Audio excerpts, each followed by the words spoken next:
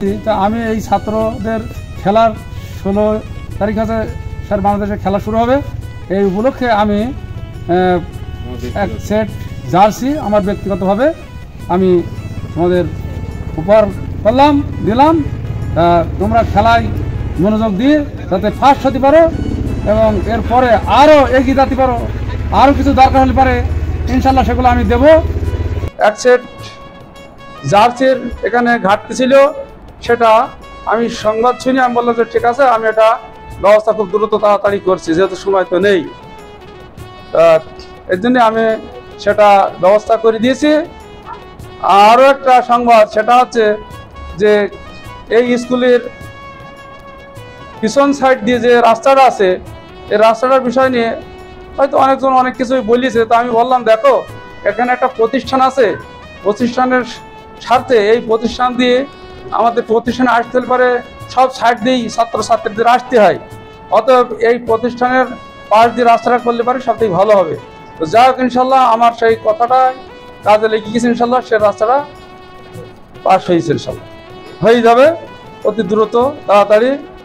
তাই আমি বলতে চাই যে আপনারা যে কোনো বিষয় সমস্যা সুবিধা সকলের আছে, আমাকে বলবেন, আমি যতটুকু পারি, হয়তো আজকে কোথাও বেশি কিছু দিতে পারি, সেটা আমি চেষ্টা করব দেওয়ার জন্যে।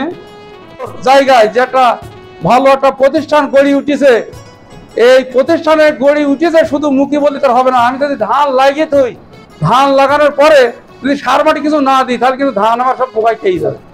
এই প্রতিষ্ঠানের পেছনে কিন্তু শহীদুল মাস্টারের কিন্তু বড় অবদান, এবং সে এখানে একেবারে খেয়ে না খেয়ে যেমন মাঠে মানুষ পড়ে থাকে, ওইভাবে কিন্তু এই প্রতিষ্ঠানে সে পড়েছিল, যার কারণে এই প্রতিষ্ঠানটা কিন্তু এত দূর পর্যন্ত এগিয়ে এসেছে।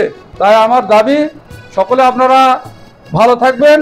স্কুলে হয়তো একের পর এক মিল মহব্বত দূরে আমাদের অনেক কিছু থাকতে পারে, কিন্তু এই স্কুল প্রতিষ্ঠানে আমরা সবাই এক ভাই ভাই। এবং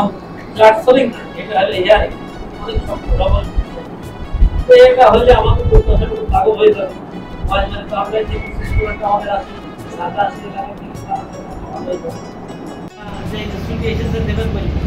আপনাদের অসংখ্য ধন্যবাদ।